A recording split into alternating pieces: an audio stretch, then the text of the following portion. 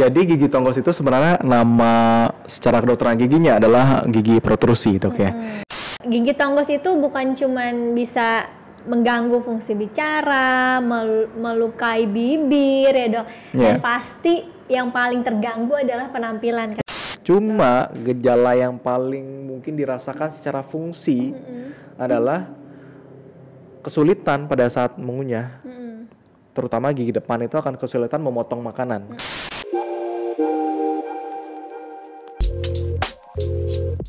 Membahas seputar kesehatan gigi di masyarakat, dikemas secara ringan dan santai, informatif dan edukatif, berdasarkan pengalaman dan realita di praktek dokter gigi. Bersama saya Dr. Gigi Indra Wangsa dan saya Dr. Gimo Renata di Tanya Dokter Gigi. Halo, ketemu lagi di Tanya Dokter Gigi. Halo Dok Moren. Jadi nih dok, hari ini kita akan bahas tentang topik yang banyak banget ternyata di YouTube kita ya? Di YouTube kita tuh banyak yang nanyain dok. Dan ini juga menarik. Nah, masalahnya adalah tentang gigi tonggos. Waduh, gigi tonggos ya.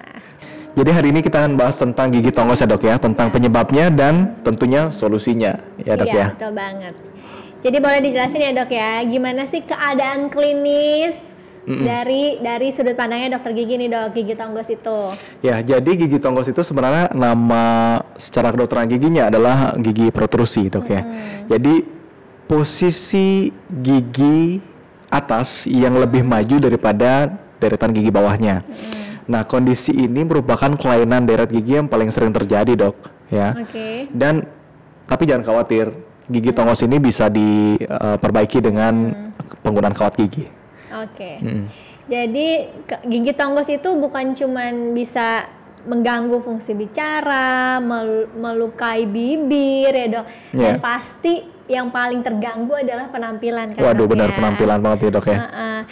Coba kita cari tahu apa sih ini buat moms yang yang udah punya anak atau akan punya anak, boleh untuk menghindari ya dok ya. Apa sih penyebabnya gigi tonggos ini? Betul. Jadi sebenarnya selain ibu-ibu yang anaknya sedang dalam masa pertumbuhan gigi susu, bahkan cenderung sudah remaja yang sudah punya gigi permanen. Jadi penyebab gigi tonggos ini yang mau akan kita fokuskan adalah tentang bad habitnya. Sebenarnya gigi tonggos ini memang umumnya tuh genetik dok ya, keturunan. Tapi poin yang akan kita bahas di sini dok adalah dari sekian banyak penyebab ada satu nih yang paling sering terjadi, yang kita tidak sadari sering terjadi, tapi akibatnya fatal. Gigi tonggos itu adalah namanya bad habit atau kebiasaan buruk dok. Ya. Jadi bad oral habit itu apa aja dok yang dokter ini? Ya, ada yang biasanya kalau anak kecil tuh menghisap jempol gitu kan dok. Betul, menghisap jempol. Kalau nama ininya thumb sucking gitu, jadi menghisap jempol ya dok ya. Yang kadang tuh moms suka nggak sadar kayak ngebiarin anak-anaknya ya udahlah gitu, yang penting anteng gitu. Padahal itu bisa memberikan efek ya dok ya dalam jangka waktu yang panjang dalam masa pertumbuhan gitu. Betul. Jadi misalkan ibu-ibu yang anaknya kesulitan tidur kalau malam, sudah tidak nenen, tapi takut juga karena udah rajin juga dokter gigi kan disarankan tidak minum susu lagi pada saat sudah sikat gigi mau tidur gitu kan ya. Cuma anaknya nggak bisa tidur dok. Jadi salah satu caranya yang ngempeng, ya kan? Ngempeng apakah itu dengan empeng atau ngempeng dengan jempol? Maksudnya biar menyamankan si anak dengan masih memori nenennya atau dotnya itu dok ya.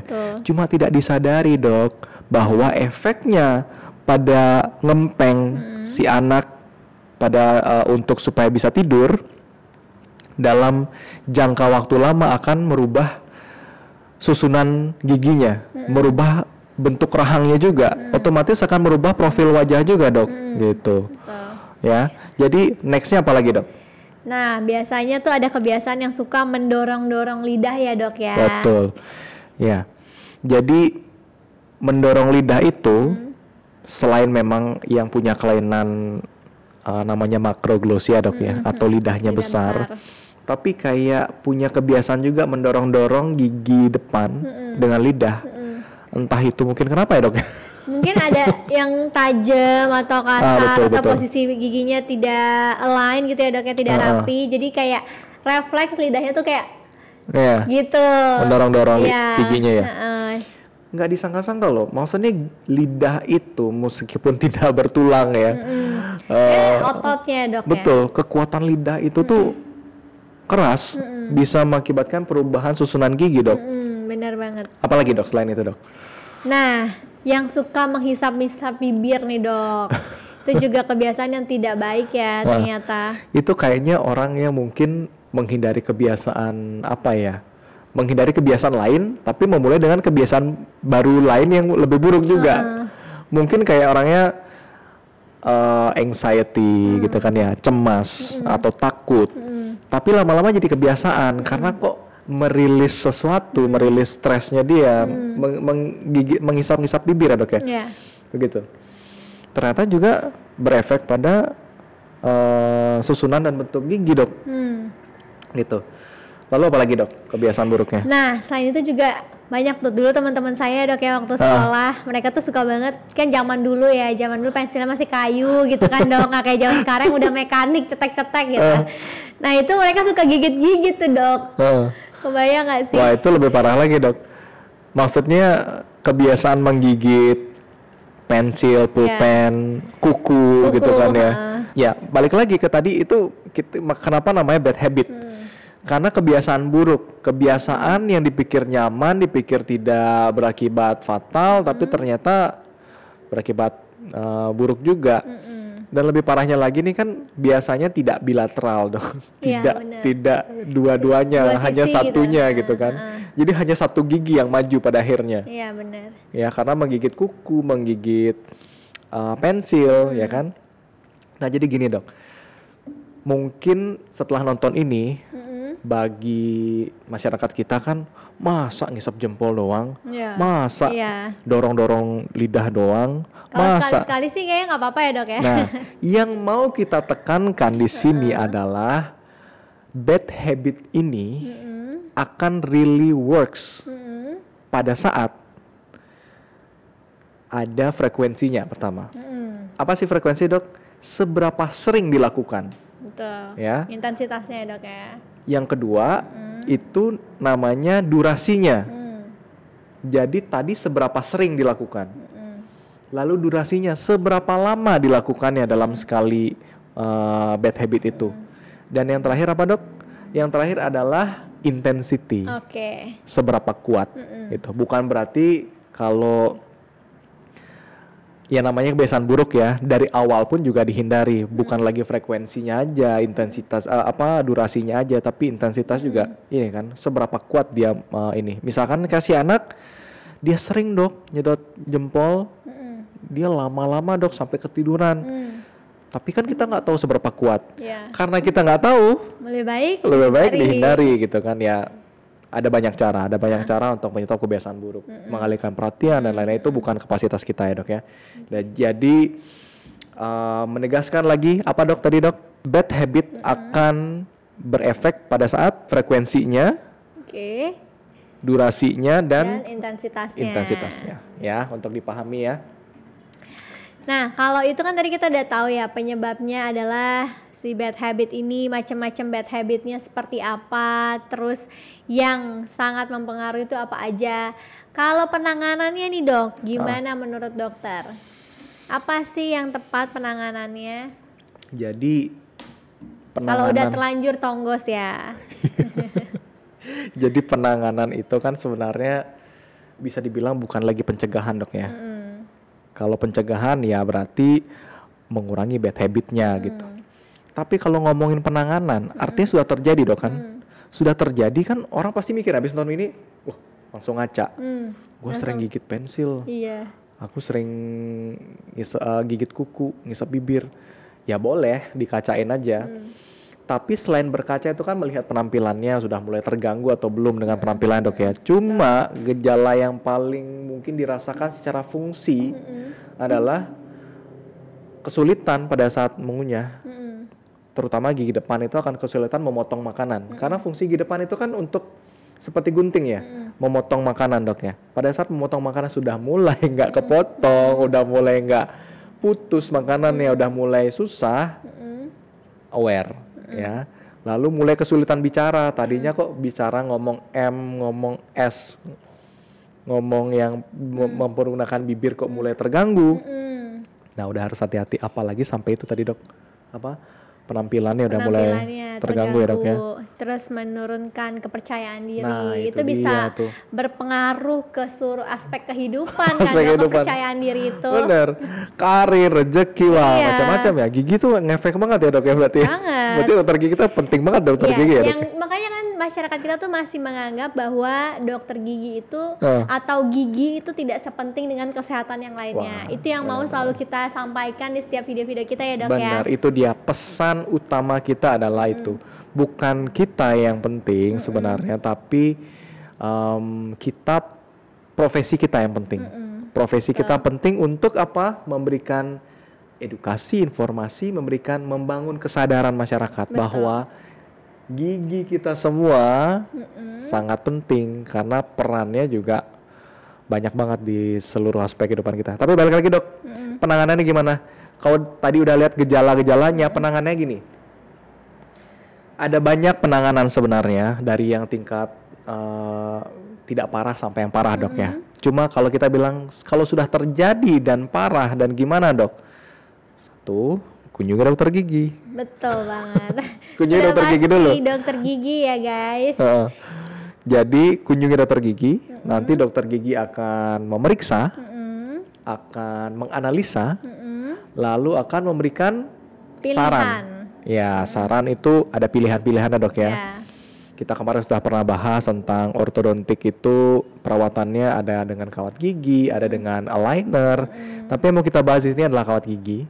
Dokter gigi akan menyarankan penggunaan kawat gigi untuk merapikan kembali gigi-giginya, susunannya, ya, sampai akhirnya kesehatan giginya, fungsi giginya, dan estetiknya ya, kembali untuk mengembalikan balik lagi ke kepercayaan diri ya dok ya. Iya betul. Lalu habis penanganan apa dok? Terakhir pencegahannya dong dok. Oke. Ya jadi kalau tadi kita udah harus penanganan, pencegahannya gimana dok? Ya harus menghindari. Ya tadi kita bilang menghindari atau menghentikan kebiasaan-kebiasaan buruk tadi, langsung di cut out. Yes. Ya, dok. Dan yang paling penting adalah sedini mungkin ya dok menghentikannya. Kalau udah terlanjur ya pasti bisa dihentikan. Jangan khawatir dan jangan takut bahwa anak bakal cranky, karena anak tuh pinter banget ya dok ya, bisa dikasih pengertian. Iya, kasih pengertian. Gitu. Jadi buat moms and dad yang lagi baru nih, biar anak-anaknya tumbuh dengan perkembangan gigi-gigi yang baik ya dok. Iya.